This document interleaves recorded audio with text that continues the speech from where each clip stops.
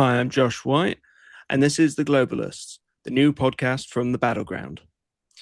This week, we're discussing the US-Israeli war in Iran, if it might be ending, and what the effects are for the world. Joining me is my co-host, Mitchell Plitnick. Thanks, Josh. We all saw how this weekend went. It was kind of a whiplash action. The weekend started with reports that there might be um, a, a a memorandum of understanding between the United States and Iran that would end the fighting and open a period of time where a permanent peace agreement would be negotiated. There's a lot of leaks about what the details were, but the bottom line is it would have been something that would institute a solid permanent ceasefire, end the dual blockades or obstacles to access in the Strait of Hormuz. So basically opening it up to traffic, and um, and then hopefully the two sides would be able to work out something more permanent.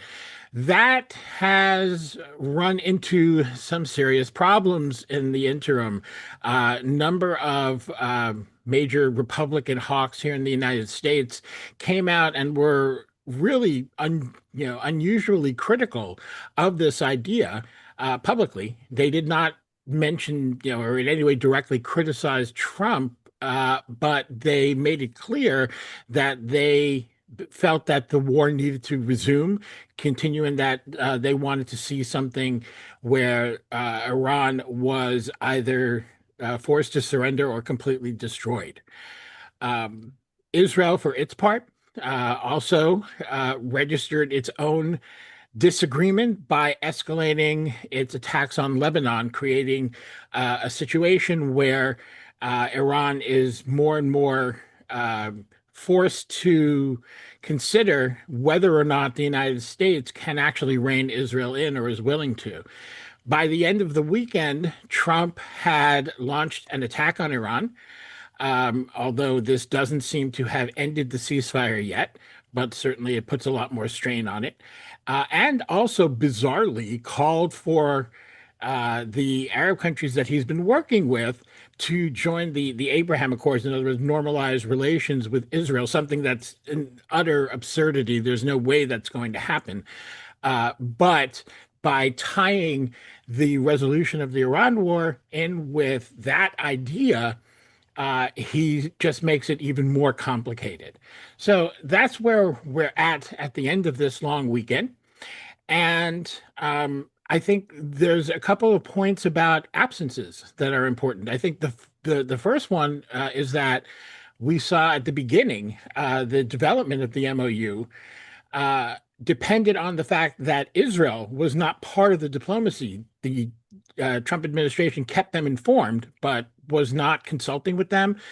Israel's input was not there in the talks in any way, and that's a stark contrast from before the war, when Benjamin Netanyahu was literally sitting at the head of the table as they were planning it.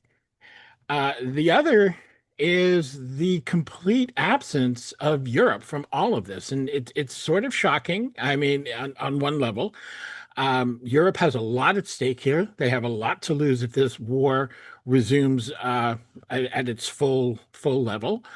Um, and on the other hand, it's not shocking because once again, Europe is simply playing the dutiful poodle, sitting in the back seat, letting the United States drive the car off a cliff if that's what happens. So, Josh, how do you interpret Europe's silence and Europe and the UK's silence and just apparently inability to or unwillingness to play any role here? I think there's I think there's a passivity on the part of many European leaders because of the obvious fact that they don't know what to do, in the sense that they don't know how to deal with Trump, and the fact that they're no longer in a world where there's even the kind of flimsy, semi-false pretense of a multilateral arrangement where Europe slots in with US negotiations with Iran in some way. If you contrast this to the nuclear deal from 2015, 2016, and the extent to which European governments were involved in those talks, it's pretty extensive, even though the US and Iran were the key decision makers. We're now in a completely different situation. And it is because of Trumpism. Never mind the man, but the actual shift in American foreign policy that continued through the Biden period, as you know. So you have people like Macron, the French president, who would like to be involved and is certainly capable of being involved, but really has no leverage. And it's even more true of Britain. Starmer is in a completely weak position with regard to the US, much weaker than the French Republic even. On the other hand, you have Spain taking a very strong line against the war. But that's also somewhat convenient for Spain, because it's not like they are hooked into this in a way that Britain is. We're hooked in, as the French are, in terms of our military bases, in terms of our strategic regional interests, oil, natural gas, and so on, the trade routes, and so on, which affect us all to some extent. But there isn't that kind of military necessity aspect. And I'm not sure how Europe can even move forward from this. They just have to kind of watch and wait for the US and the Iranians and the Israelis to reach some kind of solution on their own, and it's looking like it's just going to drag on right now. So it looks pretty pessimistic, but then there are breakthroughs, so we will see. I think this comes back to going back to the issue of the European relationship with Israel in particular. I think there's certainly a difficulty, if you will, in Europe trying to push Trump in any particular direction. That's a place where he holds an awful lot of cards, and they're certainly, I think, afraid of him, frankly, afraid of what he'll do. We've seen the damage he can cause to Europe with tariffs and things of that nature. But we come back to recent and I believe I wrote a piece about this in the Battleground a few weeks ago, about Israel's trade relationship with the EU, and that being governed by a contract, essentially, an agreement, Article 2 of which requires Israel to uphold human rights standards and international law, which clearly Israel has failed to do. I don't think anyone in Europe seriously argues that Israel has abided by that, but still Europe refuses to take action. I think here also, where it as I described a few minutes ago, Israel is actively working to undermine the resolution of this war. Mm. Right? Whether it's by active, when I mentioned these Republican Iran hawks that were talking about Trump, I mean, they're all talking on behalf of Israel. Lindsey Graham actually explicitly said that if we leave things the way they are, it's a nightmare for Israel. Wasn't a nightmare for the United States. It was a nightmare for Israel. So he wasn't making any bones about who he was speaking for. That is one part of it. The other part is that Israel is actively undermining moves for peace by expanding its very deadly operations in Lebanon. It's killed about 3,200 people so far in Lebanon. The tactics there have been terrible. They've been targeting healthcare workers. They've been targeting emergency workers, journalists. Basically in many ways repeating the Gaza program. This it seems to me is something Europe can do something about, and they can help to rein Israel in. And I'm not sure Trump wouldn't, on some level, welcome that. In my analysis, Trump wants out of this war. Trump knows that he made a mistake. Trump is, and I think the exclusion of Israel from the diplomacy at the outset was in part a strategic decision, but also in part Trump realizing that Netanyahu had manipulated and lied to him to get him into this war. and it was a bit of a screw you to him in doing that. So, it just strikes me that Europe has a role to play here. It's just that once again, they are just too, I guess, cowardly to play that role. Is that what I'm seeing? I think they genuinely don't know how to engage Trump at this point on this in particular. And yeah, they fear the consequences of getting it wrong. Um,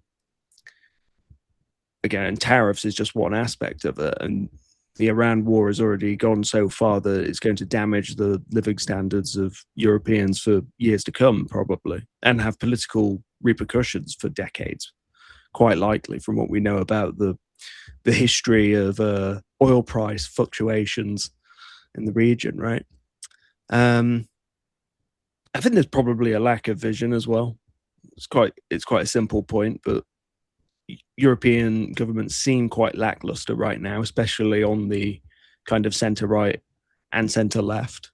You know, the traditional spectrum. If you look at the Labour government in the UK, it's pretty rudderless right now. The same is true of the Macron presidency in France. The same is true of Merz in Germany. Um, Even in Italy with Meloni, who is into centrist but comes out of the populist right. Um, Spain is the only one that's actually pushed back and has some kind of progressive impetus to it. But that's not going to go very far. It would potentially go further if, say, Britain, France, and Germany banded together on this. But again, there's not really a political strategy for actually exerting some kind of leverage or pressure. It's hard to even think about what that would look like, and that's the problem. And as you said, the irony is that Trump would probably welcome other people finding a way for him to get out of this at this point because he's painfully aware of his own limitations. I think, despite being a moron, he knows he's not a wartime leader. You know, he got into this thinking, oh yes, it'll be a quick shock and awe job like Maduro. We'll take out the supreme leader. We'll have a light show in terms of bombing. We'll declare victory, and I'll look great. He had no idea this was going to play out like this, and you know, it's it's ending up pretty bad for him politically. I think, even though most of his base are solidly behind him right now.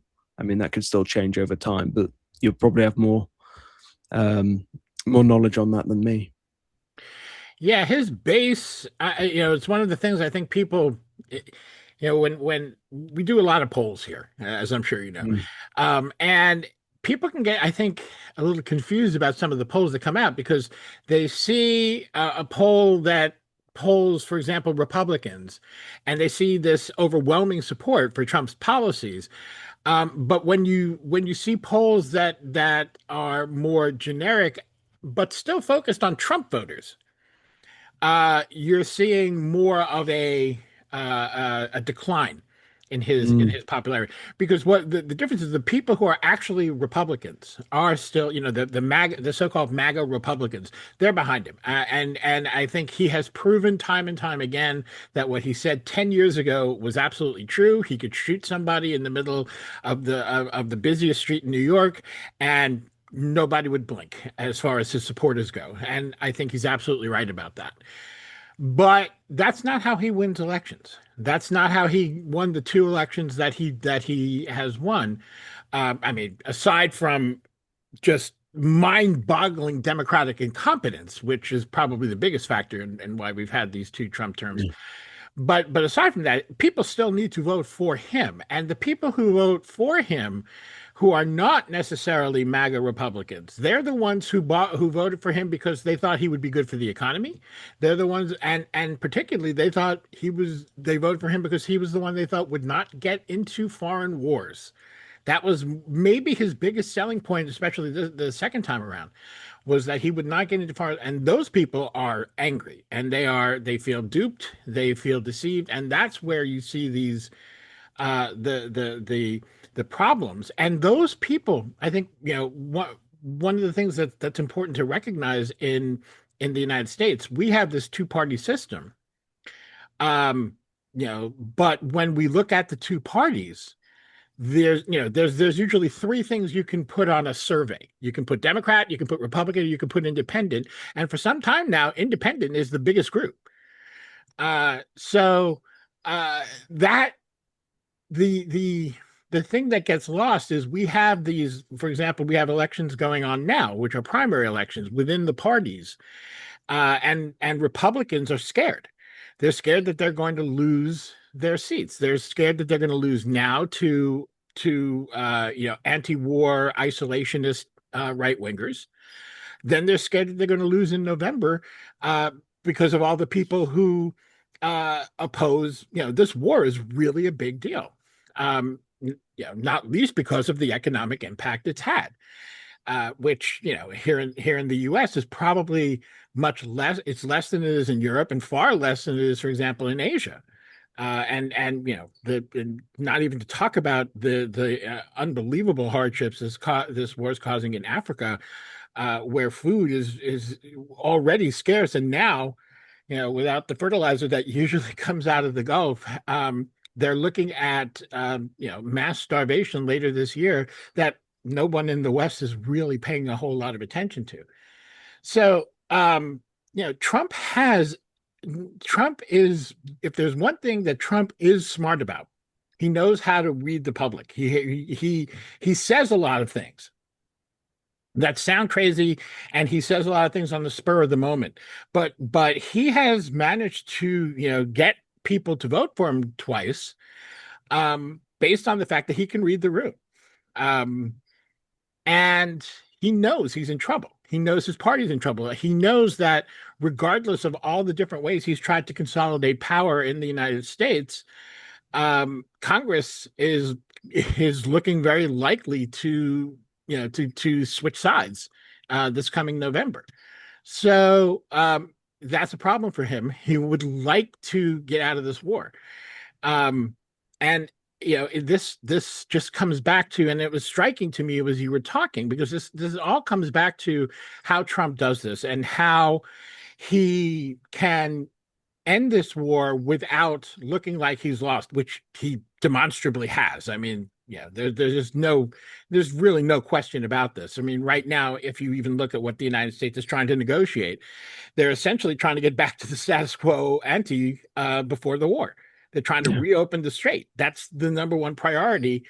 And even that does not fully restore the situation before the war. Iran has made clear gains here diplomatically. They have the upper hand, and the U.S. has been shown once again to be something of a paper tiger. They can cause a great deal of destruction, but they can't actually accomplish strategic goals. So the striking thing to me in what you were saying is the contrast. Back in 2015, you had the P5+1. It was specifically Mm. the European countries were specifically the UK, France, and Germany, the three that you named, that were involved in that. And that was due to Barack Obama's leadership. I am no big fan of Barack Obama's foreign policy, but I will forever say that the Iran nuclear deal was one of the um, best foreign policy accomplishments of any president in my lifetime. Yeah. Maybe the best. It really was a great idea, and it was working, as even Trump's own people in 2019 agreed when he tore the thing up. Um, so and on now we have those same three countries refusing to take any role here, and it's deeply problematic, and it's going to lead to this war probably resuming at some point. Even though I really do not think that Trump wants to. And I want to bring it back to what I really was getting out of what you were saying, which is that it's true that I don't know how much Europe can do to with Trump, but it seems to me Europe can do an awful lot with Israel, and Israel Mm. is the problem. Israel ultimately undermines it's Israel's allies in Washington that put political pressure on Trump. It's Israel's actions in Lebanon that put diplomatic pressure on Trump to restart the war, because he makes it they make it impossible for him to make the deal with Iran that he wants to, that I think he wants to make. I don't think he, well, wants to make is maybe not the right word, but yeah. So where do you see any way out of is there any way to motivate Europe to, because I do think Europe can have some influence here on Israel. I think you're right in terms of what could be done, but it's a gap between what's possible and the political will to actually take action. And Europe could, in theory, put tremendous pressure on Israel and make that its bargaining chip in this, and say we're not going to let up in terms of political pressure. And they could go quite far on this in terms of cutting off arms, in terms of even financial sanctions, in terms of even throwing out ambassadors. There's a lot that European countries could do on this that would cause a massive a political furore.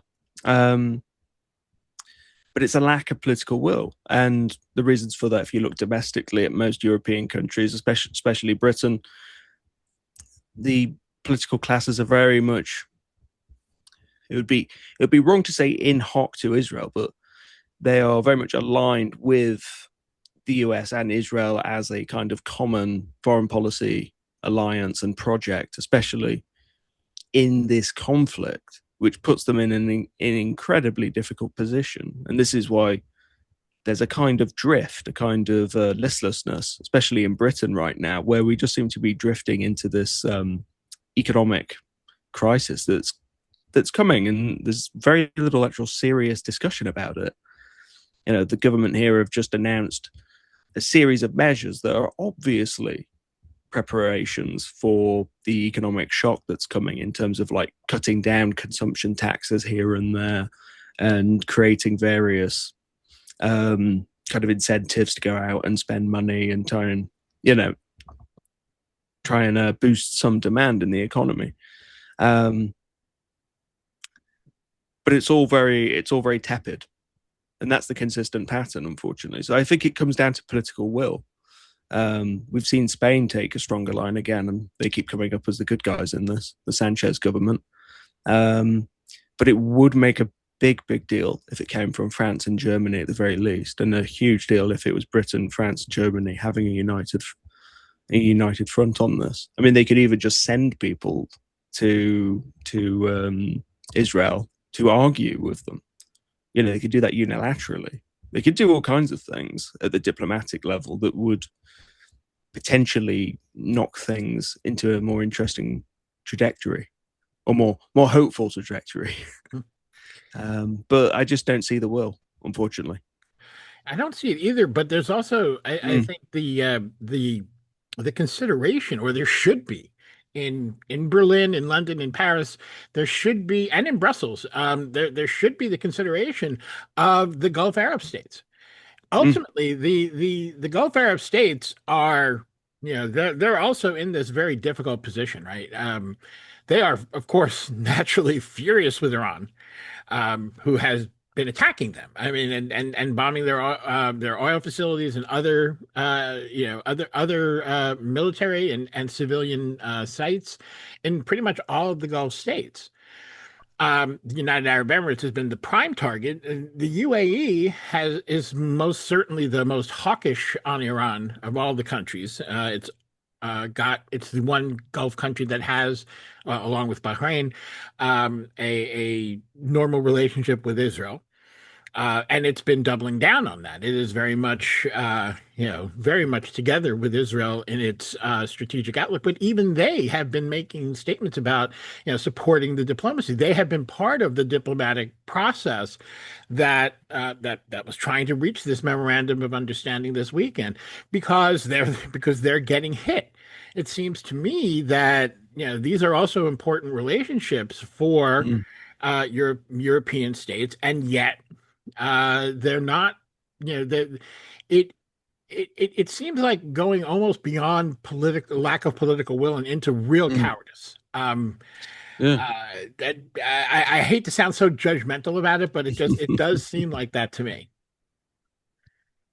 Well, it's hard to argue against that because the Arab Gulf states do have significant influence in Britain, especially historically, even more influence than Israel has had. Actually, when you look at the history of the Foreign Office, Yeah. and I suspect it was a combination of popular protest and backroom influence peddling from the Arab Gulf states that resulted in a slight shift in British policy and rhetoric towards the Israelis over Gaza. You had a bit more criticism under Sunak from David Cameron, and Labour did restrict some of the arms to some extent, not nearly enough, of course, and did kind of shift its language around. Again, all very weak in itself and far too late. Um, and pretending as if they'd supported a ceasefire all along. Um, so yes, it is deeper than just political will. But what's so astounding about it is how at odds this is with economic reality. You have a situation where we're facing a major historic economic crisis, and it's a paradigm shift, isn't it? Because of the way the Iranians have played this, they've played their cards extremely well in terms of building up a deterrent to future acts like this in terms of strikes on their country. Um, some people on the British left see this war as a kind of turning point in history away from kind of European or Western hegemony over the Middle East. It's perhaps too soon to say, as so often is the case, but you can see how they'd reached that conclusion. Um, I'm dubious about that. The ultimately the Gulf Arab states in particular are uh, I mean they want access to Europe. They want access to the United States. This has always been what it's about. They have access to China and Russia, so that's not a problem. Um, so I don't know that there's much of a of a turning away in that sense. What I do think is that Europe is showing that it just isn't going to be a player in terms of diplomacy mm, and strategy in the region. The United States wants to back out of it.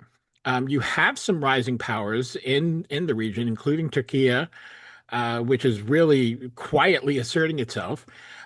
Pakistan is taking this mediating role here, and that counts for a lot because of its relationship with Saudi Arabia and Egypt. I mean, there's there's there's a lot building there. I've written a bit about the divide between Saudi Arabia and the UAE and how there's kind of two centers being that are developing where the Saudis, Pakistanis, and Egyptians are in one sort of the center of one grouping. UAE, Israel, and India are in another grouping. So yeah. the Middle East and Asia all getting into and of course China's there with all of this, and ultimately Europe seems content, I guess, to just let this go. The one last thing I want before we wrap up that I want to make sure we talk about a little bit is this proposal that Trump threw out there about Arab states joining the Abraham Accords, which is just we mentioned it earlier. It is a crazy thing. It is not going to happen. Um, I think the important part about that is what it shows about Trump's complete lack of understanding of the regional dynamics. Um, he talked about it being mandatory for the countries that have been involved in diplomacy over Iran to join the Abraham Accords, which of course it's not. He can't make it mandatory. But even beyond that, it is an impossibility. The purpose of the Abraham Accords, there is only one reason they exist, and that is to give Israel relationships with Arab states without giving up anything to the Palestinians. Other than that, they don't need the Abraham Accords because Israel has, for example, has relations with Jordan, with Egypt. There are other ways. Um, the one thing about both Jordan and Egypt have tried to legitimize their relationship with Israel by saying they can advocate for the Palestinians, they can work with Israel. In Jordan's case, they talk about working with Israel about the holy sites in Jerusalem, and um, Egypt is always a broker to try and wind down Israel's various attacks. Of course, in the end, they're actually working with Israel much more than they are with the Palestinians. But um, there's this concept of basically giving Israel what it wants diplomatically without Israel having to pay a price is what Trump is putting out there. And again, Europe is staying silent and not Mm. saying, this is the perfect opportunity for them to reiterate their their support for and it's a ridiculous idea also, but the two-state solution that's no longer viable. But diplomatically, this is what Europe stands on. And even recently, the UK and France and other countries have recognized the state of Palestine, and so reinforce their support for the two-state solution. And yet, here again, here's an opportunity for them to just make a little diplomatic noise, and they're just not doing it. Yeah, it is actually it's breathtaking, really, isn't it? Um, yeah, it's hard to argue with your point about cowardice. um, I mean, it goes to a sense that it goes to the sense that Europe doesn't really have a position in any of this, and much further as well when you look at the Russia-Ukraine war, that increasingly Europe is kind of absent politically from that, even if it isn't in terms of resourcing and military buildup and so on. It does go to a bigger question about where the hell Europe will fit in the new order that is kind of emerging from all of this. It doesn't look good for Europeans, but then, as you pointed out, it doesn't look really good. Doesn't look very good for anyone. Yeah. Yeah. I think that point about the Russia-Ukraine war is really telling how Mm. little involvement in diplomacy. I mean, of course, Europe is the key to Ukraine's defense against Russia, but there's been nothing virtually out of Europe, especially recently, uh, to about ending the war, one way or another. So that is probably a good topic for us to cover in the next few episodes, I think. Yeah, I agree. That's all for this week. Thanks for listening. This has been the Globalists.